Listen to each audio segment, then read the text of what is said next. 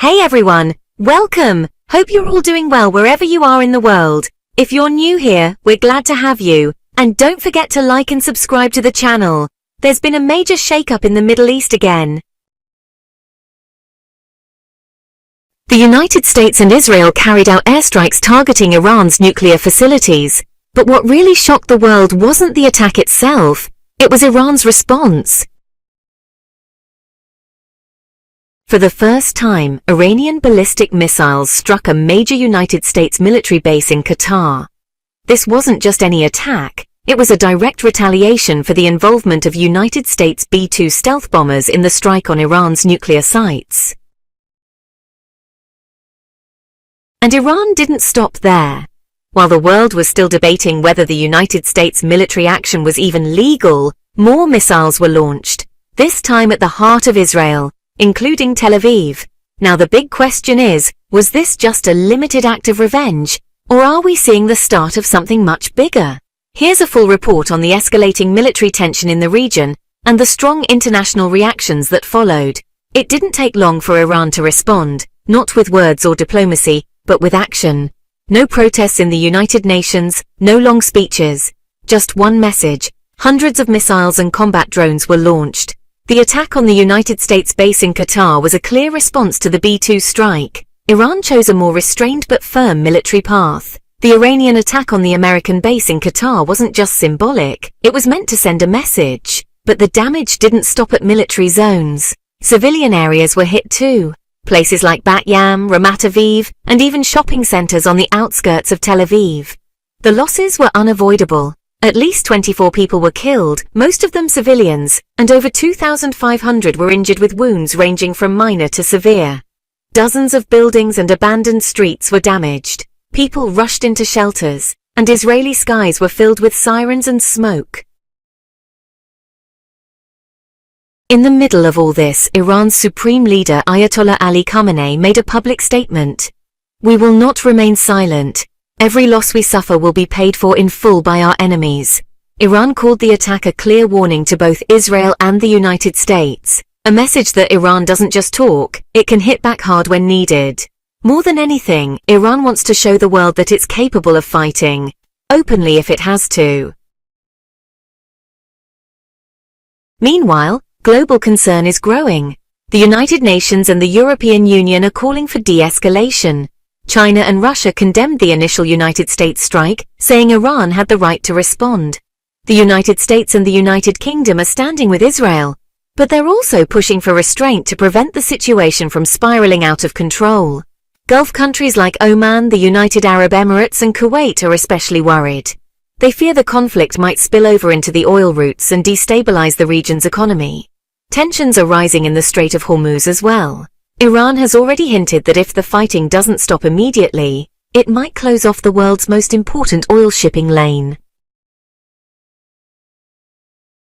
After the airstrike on Iran's nuclear facility, there was a sharp disagreement between the White House and United States intelligence agencies. The Defense Intelligence Agency said the damage to Iran's nuclear program was temporary, and that it could recover within months. But the White House dismissed that report, calling it premature. This has led to a serious trust issue within the United States government. The public and even international partners are beginning to question whether the intelligence used to justify military action was accurate at all. There's growing suspicion that the United States might not have had the full picture before making such a huge decision. There's growing concern that this latest development might weaken the United States' position in an already messy and complicated geopolitical crisis.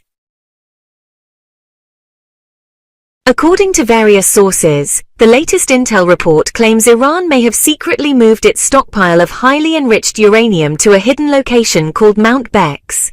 This site is said to be heavily protected and really hard to hit with regular airstrikes. That's worrying, because it suggests Iran had been expecting an attack from the United States or Israel all along, and took steps to make sure their nuclear program could survive, even if their main facilities were bombed. Now, the existence of Mount Beks hasn't been confirmed publicly yet, but suspicious activity has been spotted in the area. Since early June, there have been signs of tunnel digging and movement of heavy vehicles. Analysts say that if Iran really did move its uranium reserves, it's going to make military action by the United States or Israel a lot more difficult. Even if key sites like Fordow or Natanz are destroyed, the relocated uranium might stay untouched, and that raises fresh fears that Iran's ability to build a nuclear weapon hasn't really been neutralized. A 12-day ceasefire begins. A United States brokered ceasefire officially started on the morning of June 24, 2025. Iran halted its attacks early as a gesture of goodwill toward the agreement. Israel, on the other hand, paused its military operations around noon local time. But the calm didn't last long. Soon after the ceasefire began, both sides accused each other of breaking the deal. Iran claimed Israel continued drone strikes near the southern border. Meanwhile, Israel said Iranian-backed militias fired rockets from Syria into northern Israel. These back-and-forth accusations made the ceasefire fragile right from day one. International monitors have said the truce is still only temporary and heavily depends on both sides sticking to it. The United States urged everyone not to overreact to minor incidents in order to avoid reigniting the conflict. Meanwhile, other allied nations are pushing for a neutral monitoring team to be deployed on the ground. Everyone's hoping these 12 days can open a window for a more permanent diplomatic solution.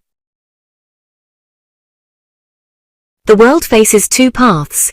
Now the world stands at a crossroads. Option 1. The conflict escalates, dragging in more countries and possibly sparking a full-blown regional war. Option 2. International pressure ramps up, forcing all sides back to the negotiation table. But after all the bloodshed and attacks on cities, diplomacy won't be easy. By targeting two major Israeli sites and a United States base in Qatar, Iran made it clear that its response to the American B-2 strike wasn't just symbolic. Even though most of Iran's missiles were intercepted, the message was loud and clear.